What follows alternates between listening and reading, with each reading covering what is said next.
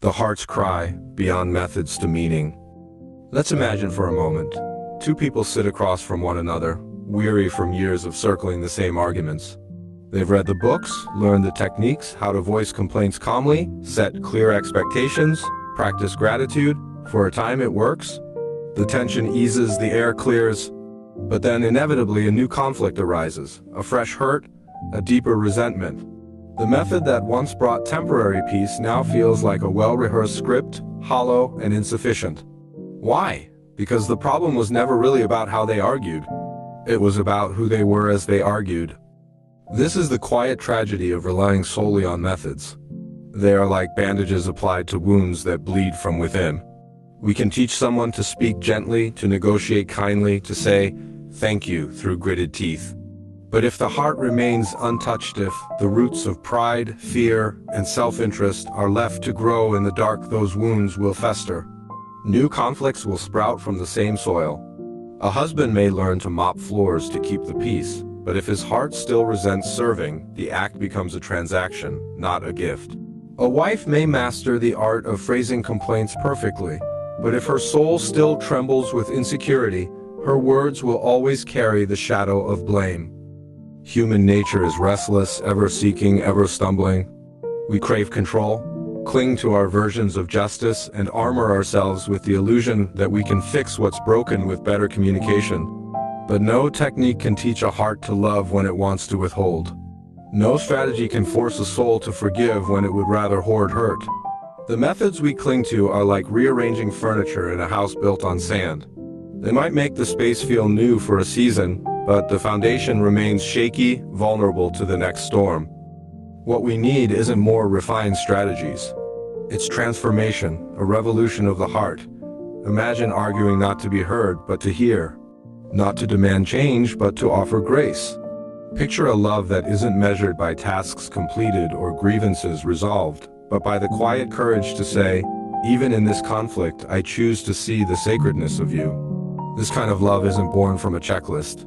It's born from humility, from recognizing that we too are flawed, fragile, and in desperate need of mercy. Methods have their place. They can smooth edges, create space, even pause the bleeding. But they cannot heal the deepest ache, the ache for something more than fairness, more than compromise. They cannot answer the longing to be fully known and loved anyway. That kind of healing begins when we stop pretending we can manage our brokenness alone and start confronting the truth. We are all, in ways big and small, imperfect. We carry histories. We nurse wounds, we fear vulnerability. And until we face these shadows with courage and compassion, even the best methods will only be a temporary fix. So let's not abandon the tools, but let's not worship them either. Let's use them as stepping stones towards something richer. Let's argue like people who know that every conflict is a mirror, reflecting back not just what we want from each other, but who we're becoming. Let's dare to dig deeper to ask not just, how can we fix this? But what is this revealing about us? For in that space of raw honesty, something miraculous can happen, walls crumble, masks fall. And in the rubble, we find the chance to rebuild not just a relationship, but a legacy of love that outlasts the next argument, the next disappointment, the next flaw. That is the work no method can replicate. It's messy, uncomfortable, and achingly slow. But it's also the only work that matters. For in the end, we aren't called to perfect relationships. We're called to sacred ones, where every conflict, every stumble, becomes an invitation to love more deeply, to forgive more freely, and to whisper again and again, here I am.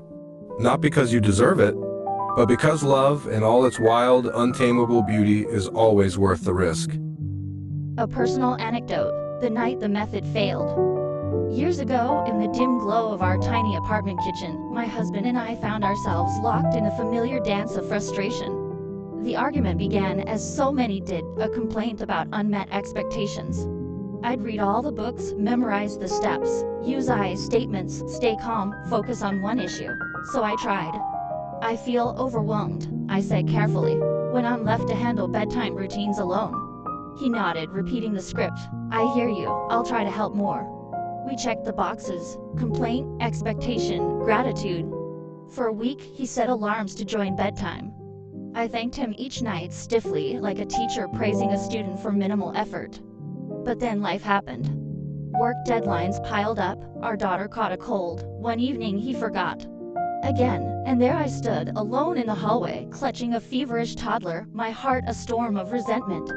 I'd followed the method perfectly, why wasn't it working? That's when it hit me, we'd polished the surface but left the rot untouched. My "I feel" statements masked a heart-keeping score. His "I'll try" was a peace offering, not a promise. We were two people performing a play, not partners fighting for something real. The breaking point came quietly. One night, after another round of scripted apologies, I sank to the floor, tears mixing with a whispered prayer. God, I can't do this. Not like this. In that raw moment, I stopped trying to fix him or myself and simply admitted, we are both so tired. So human. The next morning, instead of rehearsing my grievances, I asked him, what's your heart carrying right now? He hesitated, then sighed. Pressure to be enough for everyone. And unfailing. No method had taught me to ask that question. No technique prepared me to reply, me too, let's just, be not enough together.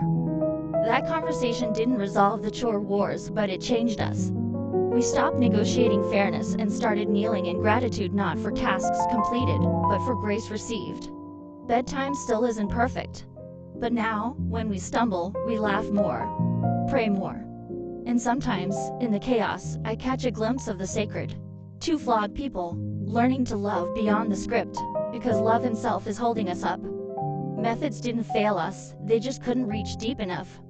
The healing began when we stopped treating our marriage like a project to manage and started embracing it as a covenant to surrender.